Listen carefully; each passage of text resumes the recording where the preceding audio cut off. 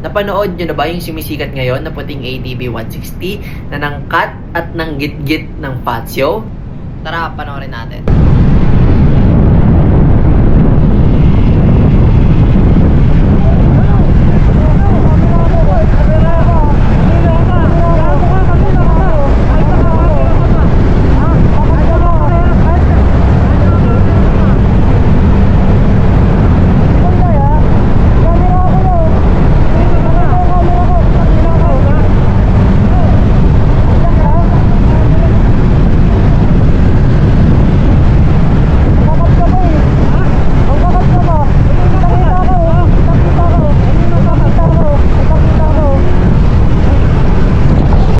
Gusto nyo rin ba ma-record yung ganong pangyayari?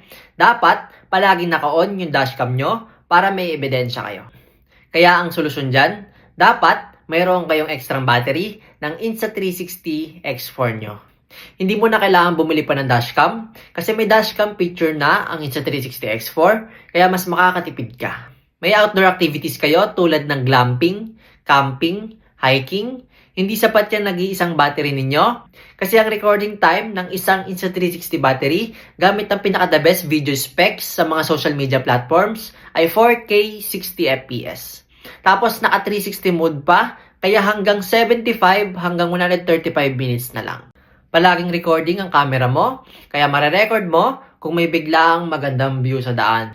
May protection ka laban sa mga nangungutong na buhaya sa daan kaya hindi ka mananakawan ng pera. May mahabang recording time, kaya hindi mo na kailangan madalas magpalit ng battery sa gitna ng pagre-record.